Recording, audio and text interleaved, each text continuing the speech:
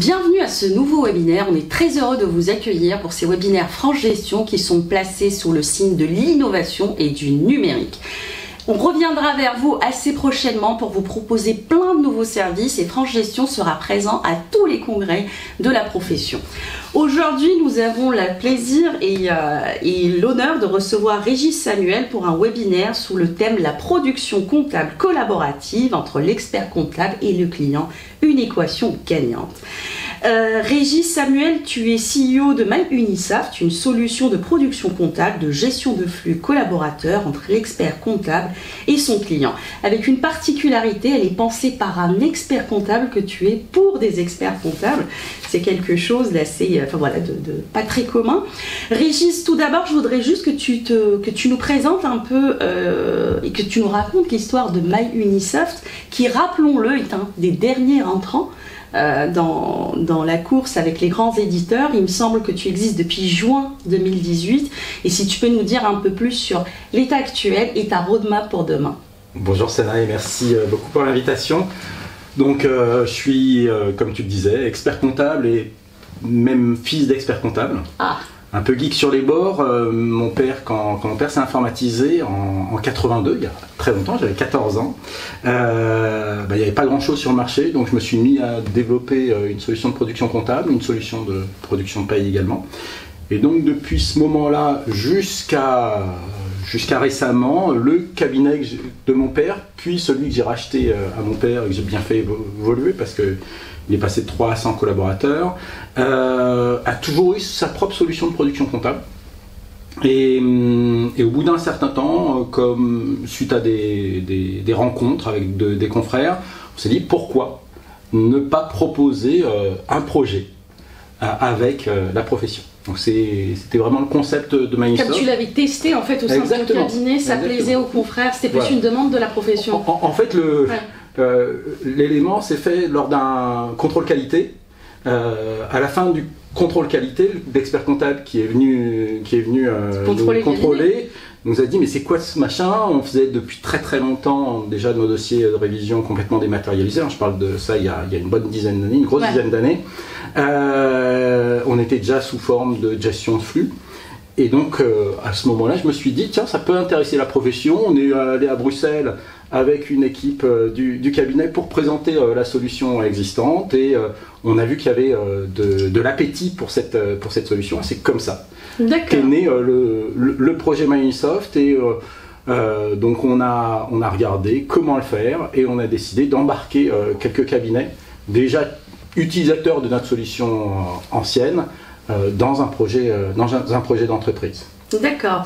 D'ailleurs, c'est intéressant quand tu parles d'embarquer des cabinets, tu as quand même bien 80 cabinets qui sont dans le capital de MyUnisoft. Est-ce que c'est une volonté? Pourquoi en fait avoir choisi d'avoir ces...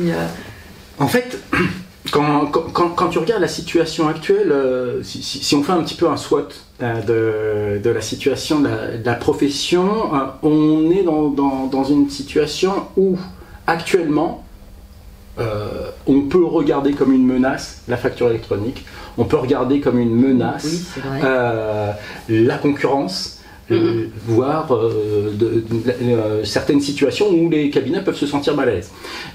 Donc notre vision, c'est la maîtrise de la technologie.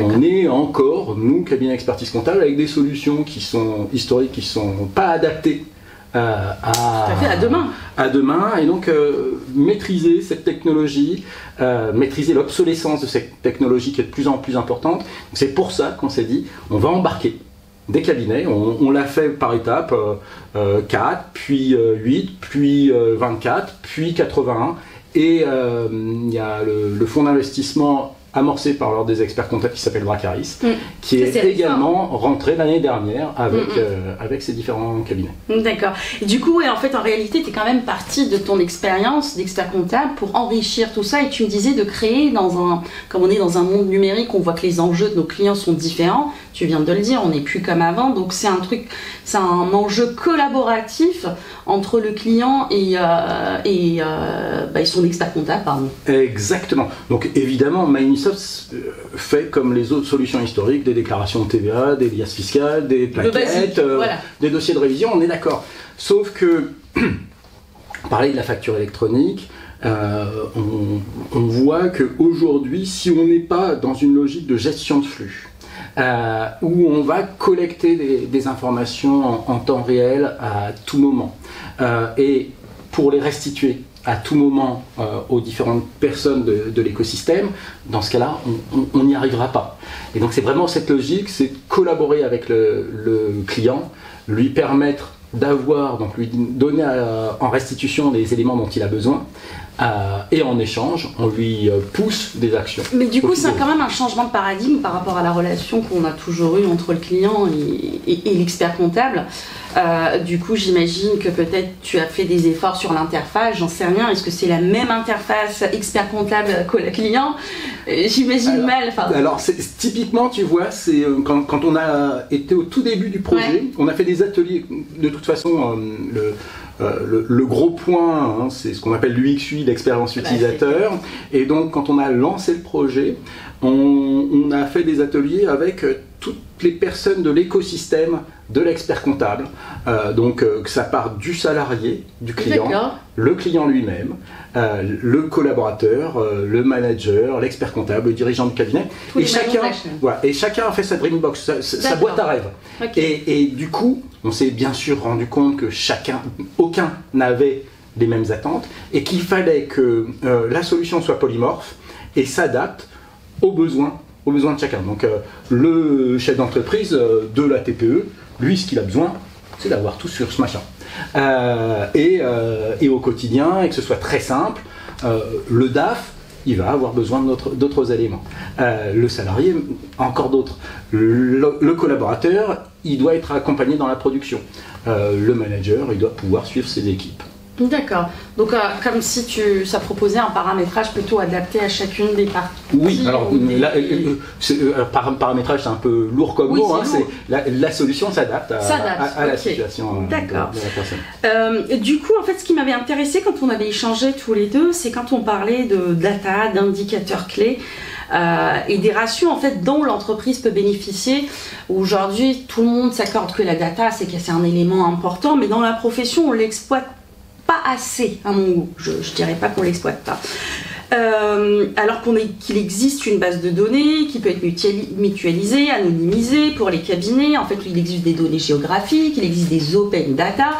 Que propose MyUnisoft dans cet univers-là pour ses clients? Est-ce que du coup, toi aussi, tu es parti sur une autre vision pour la data? Parce que tu as bien expliqué qu'on était sur la production comptable. Soit c'est hyper important et c'est vraiment la base. Mais qu'est-ce que tu fais après? C'est ce qui m'intéresse.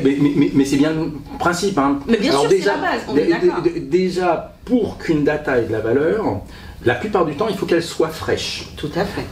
Donc, comment on travaille la fraîcheur de cette donnée? C'est justement en collectant au quotidien des éléments. Ça, c'est un premier pas. Déjà, travailler la fraîcheur de la donnée.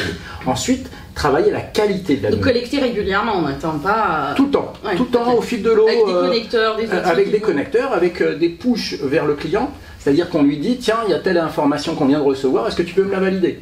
Des pushs vers le collaborateur, il y a telle écriture comptable, est-ce que tu peux me la valider? Donc c'est de l'action au quotidien, au fil de l'eau, pour que la donnée soit à la fois fraîche et de qualité. Parce qu'une donnée fraîche, pas de qualité, ça n'a aucun intérêt. Une donnée même de qualité et pas fraîche, c'est aussi compliqué. Hein, si on prend, voilà, et alors ça c'est un premier point. Donc nous, c'est vraiment notre sujet, c'est déjà là où on en est aujourd'hui, c'est de pouvoir restituer de l'information au quotidien sur les données de l'entreprise. Donc ça c'est un premier élément. Là où on est en train d'aller plus loin, c'est de travailler avec la profession pour travailler l'anonymisation et la mutualisation des données.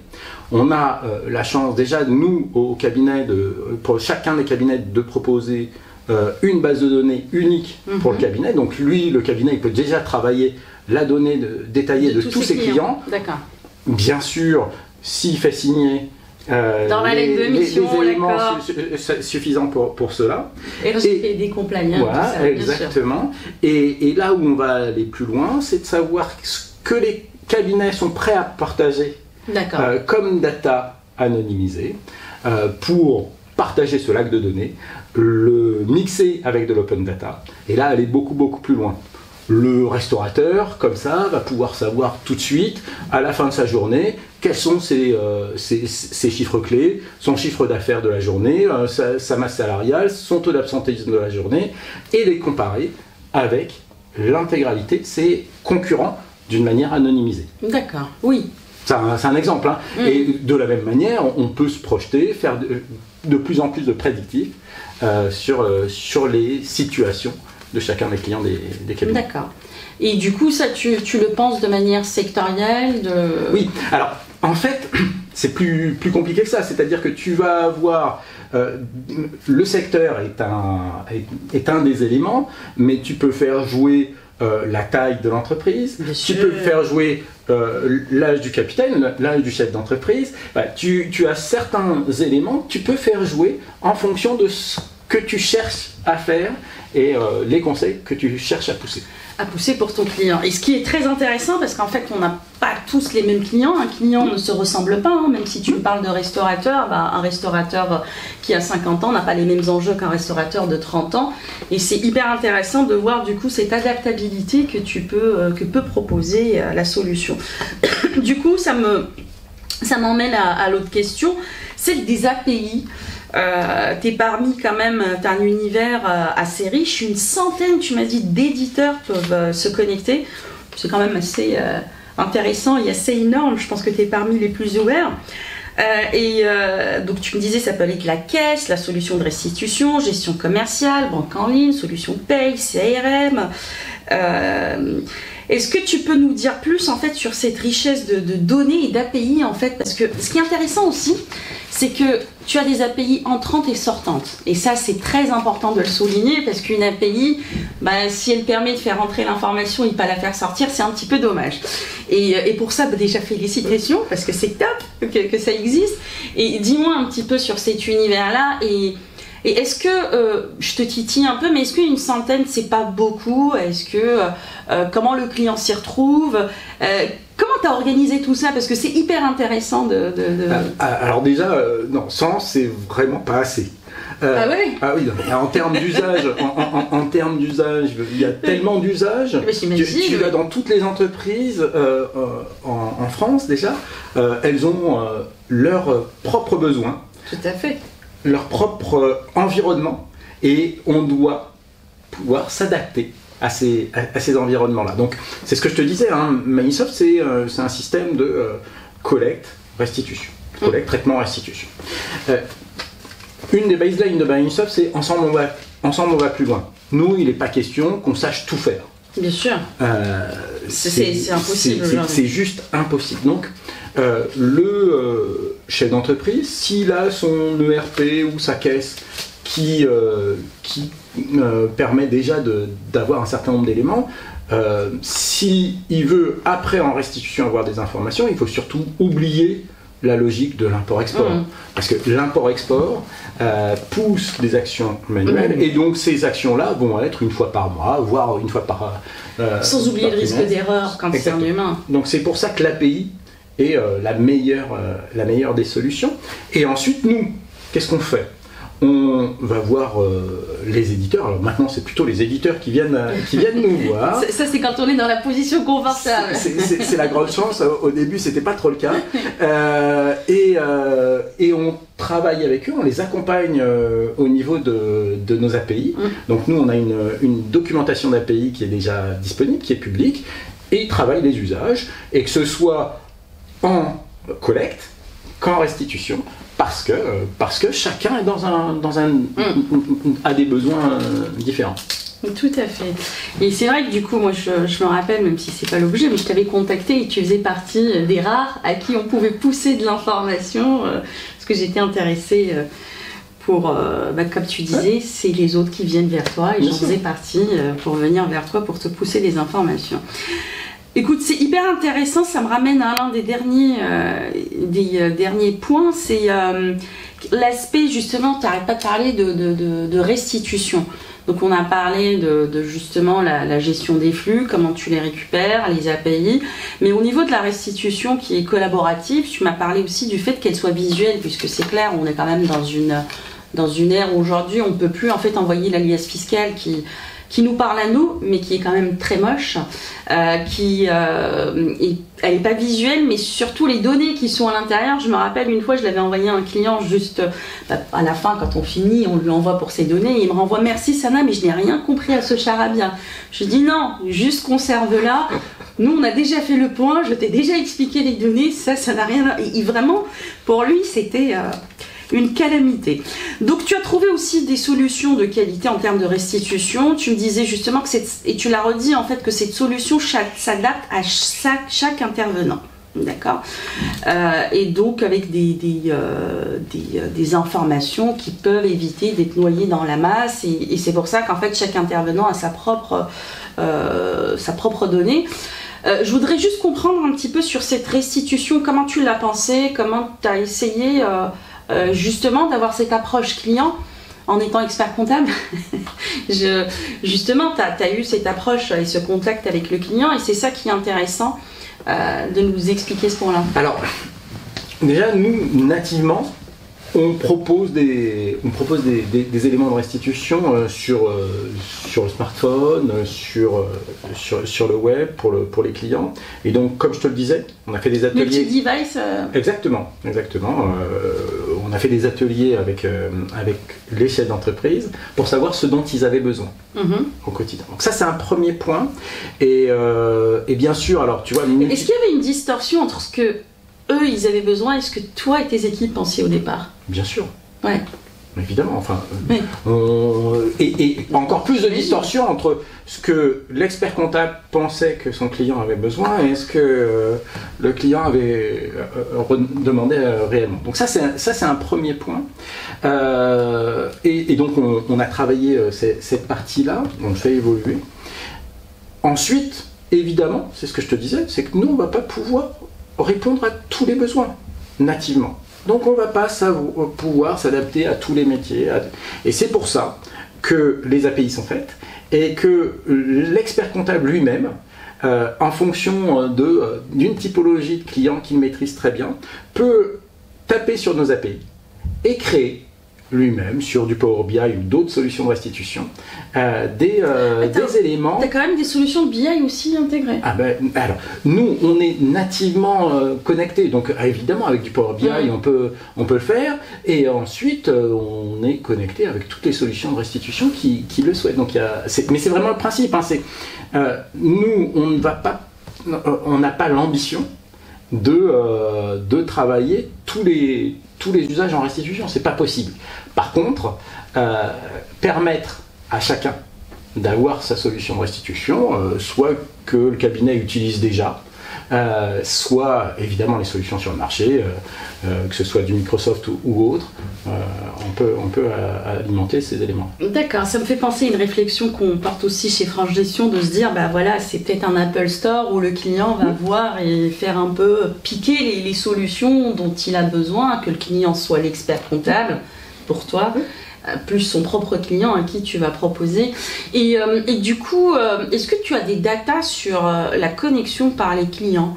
Parce que souvent, en fait, quand on parle avec nos confrères en lui disant on va se proposer une solution collaborative, le confrère, il va surtout nous opposer, pas à raison d'ailleurs, que certains clients ne veulent pas aller sur ces solutions collaboratives. S'ils vont voir un expert comptable, c'est pour se débarrasser et justement déléguer cette partie à l'expert comptable. Il y en a qui vont te dire voilà, je donne la solution, j'ai donné un accès, mais le client n'y va jamais et ne consulte jamais. Alors, typiquement, c'est là où il y a à la fois des logiques de besoins actuels, oui, de pédagogie et de maturité du marché. Je vais te donner un exemple. Typiquement, les éléments de gestion avec le client qui peut voir sa trésorerie en temps réel et sa trésorerie demain en temps réel, c'est-à-dire sa projection de trésorerie, ça, il y va tout le temps.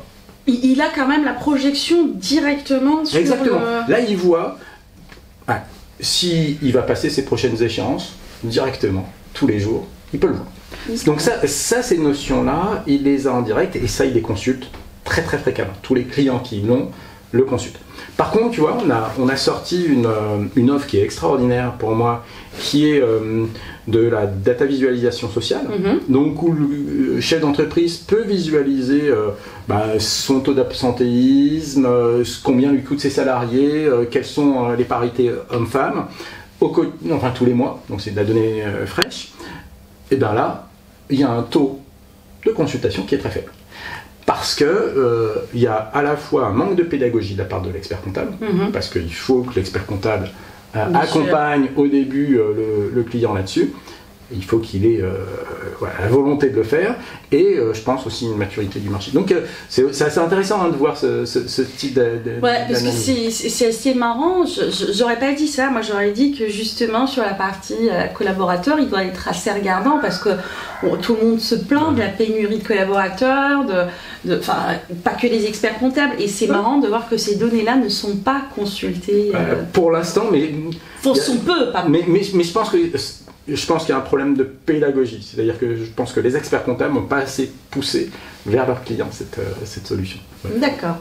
Ouais, donc du coup aujourd'hui en fait toi ton univers et ta solution permet justement ce côté à chaque expert comptable de pouvoir accompagner son client avec des solutions très ouvertes. Évidemment ça nécessiterait un peu de pédagogie en fonction des profils aussi. Justement, les retours des experts comptables, des collaborateurs sur ce point-là, tous ceux qui viennent de tester, parce que je sais que tu as eu, on en a parlé, Régis, tu as eu une flambée là juste avant les dernières périodes fiscales. Je sais que ça s'est très bien passé. Mais comment penser alors tes nouveaux clients, tes nouveaux, les nouveaux experts comptables et leurs collaborateurs surtout c'est plus les collaborateurs qui m'intéressent aussi parce que c'est eux qui utilisent. Alors c'est assez hétérogène. C'est assez hétérogène, il y en a qui vont se concentrer encore sur leur cœur de métier. Il y en a. C'est normal. J'ai un client qui m'a dit tu m'as vendu l'iPhone, je suis désolé, mais je préfère le vieux téléphone fixe. Donc il y en a. Il s'est trompé. Il y en a encore, je pense que je suis pas le bon cheval pour ce type de profil. Et c'est pas grave de pas être le bon cheval pour ce type de profil. Et par contre, il y en a qui ont compris et qui font évoluer. Et moi, ce qui m'impressionne, c'est la communauté d'ambassadeurs, de collaborateurs qui pourtant ont souffert parce que la solution était jeune au début. Ouais. Et se sont complètement investis dans ce projet parce qu'ils ont conscience que c'est le projet de la transition du métier. Parce demain, la TVA n'aura plus de valeur, donc il faut se reposer, il faut travailler, et on est une solution qui permet justement de passer d'une situation où on était plutôt des teneurs de compte vers un vrai accompagnement du chef d'entreprise, et avec tous ces éléments-là. Et donc, souvent, les collaborateurs cabinet ont des fois plus de vision là-dessus que l'expert comptable lui-même. C'est eux qui utilisent aussi les solutions. Exactement. Effectivement. Et du coup, j'imagine que ta communauté, ils t'apportent aussi des recommandations en termes d'amélioration. Est-ce qu'aujourd'hui, Mahu Unisoft est terminé ou tu as encore d'autres améliorations Qu'est-ce que tu prévois de nous proposer pour les prochaines années? Parce que nous, ici, on est très curieux. Alors, on n'aura jamais fini. J'adore ces fréquences parce que ça veut dire que tu es en continue évolution en fonction du marché. On est ensuite dans une situation de co-construction. À chaque fois, on travaille justement des ateliers avec chacune des personnes de l'écosystème. On a fini le socle régalien. Donc là maintenant, on peut sortir jusqu'à il y a 20 jours, on ne pourrait pas encore sortir l'intégration fiscale sur Microsoft. Maintenant, on peut sortir l'intégration fiscale sur Microsoft, donc il n'y a plus de problème là-dessus. Donc on a levé tous ces problèmes-là. On est une solution jeune, donc il y a toujours des problématiques de stabilité. Donc on a encore des petits sujets en matière de stabilité qu'on est en train de lever. Et maintenant, les prochains éléments, c'est toute la partie paiement. parce que là, on est adapté au full service à la loi Pacte pour l'expert comptable, peut-être. Exactement. Donc là, à la fois pour que le client l'expert comptable puisse le client puisse externaliser auprès des experts comptables tous ces services-là, mais même que le client puisse avoir tous les éléments de paiement directement de son smartphone. Il voit sa facture fournisseur qui a payé, il peut la payer directement du smartphone, voilà, qu'on puisse avoir qui puisse se faire relancer son client et se faire payer par son client. Donc ça fait partie des prochains éléments. Oui, et en fait, du coup, c'est là où je pense que j'essaie de visualiser la collaboration, puisque comme le client et l'expert comptable, le collaborateur, fait du règlement pour le compte du client, le client voit aussi à quel moment, comment travaille le collaborateur, qu'il a déjà relancé, du coup ça lui permet peut-être de ne pas relancer le client, c'est ça? Exactement. Et puis ça lui permet d'avoir une finesse dans sa vision de la trésorerie. Qui est le nerf de la guerre, quand même. Le chef d'entreprise, le résultat l'intéresse assez peu. A priori, c'est plutôt sa trésor. Est-ce que je suis bien en trésor ou est-ce que je passe plus? Donc c'est ça la partie majeure pour le chef d'entreprise. Merci beaucoup Régis, c'était vraiment très intéressant. Est-ce que tu aurais encore autre chose, une dernière chose à nous dire sur MyUnisoft avant de conclure ce webinaire? Non, juste que on a sorti récemment deux nouvelles petites marques au sein de MyUnisoft qui sont Debord et Limpide. On parlait tout à l'heure du Ensemble on va plus loin. On a trouvé deux petites pépites. Une pépite sur la gestion interne, parce que c'est un vrai sujet pour les chefs pour les cabinets de pouvoir gérer leurs équipes et leur facturation. Donc on a trouvé une petite pépite et on l'a intégrée nativement dans notre solution. C'est vraiment le problème. Je sais que je vois souvent mes confrères se poser des questions. Je n'arrive pas à trouver une solution de gestion interne. C'est très compliqué. Bon, ça c'est très propre à notre profession. Mais donc ça c'est cette première partie. Et puis on a trouvé une autre pépite qu'on a lancée il y a une semaine qui s'appelle Limpide, qui est une solution de gestion commerciale pour les clients des experts comptables. Donc le client qui fait encore ses factures sur Excel ou sur Word n'a plus besoin de les faire sur Excel ou sur Word, il les fait sur cette solution-là. On est en Facture X et on est déjà complètement... en Facture X. Oui, bien sûr. D'accord. Je peux pas pousser de solution qui ne soit pas en Facture X dans MyUnisoft. On est pensé complètement facture électronique. Nous, la majeure partie des solutions de gestion commerciale qui nous envoient du flux, c'est déjà sur du Facture X, du EBP, du Evolise. Donc on est dans des situations comme ça. Oui, donc tu as déjà anticipé les tendances. On n'attend pas 2026 avant de te mettre la Facture X pour les TPE. Non. Ça me rassure, Mini.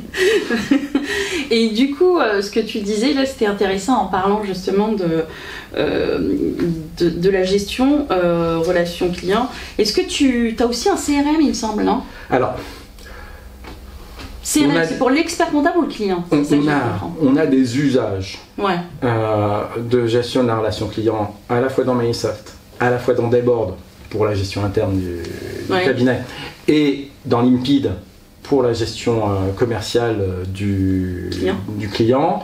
Ce sont des usages. On ne peut pas dire qu'on est dans un CRM complet parce que là, pour moi, tout dépend de la taille de l'entreprise.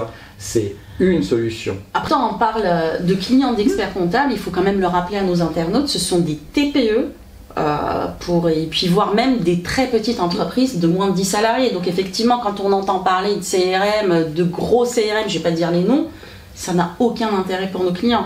Typiquement, Limpide intègre les usages nécessaires à une toute petite entreprise. Voilà, ok. Merci beaucoup Régis, c'était très riche, très intéressant. J'espère que vous avez tous pris autant de plaisir que moi pour d'écouter Régis sur cette solution très intéressante que je vous invite à regarder. Merci beaucoup Régis, c'était un plaisir de t'avoir parmi nous. Merci beaucoup à toi, Sana. Au revoir. Au revoir.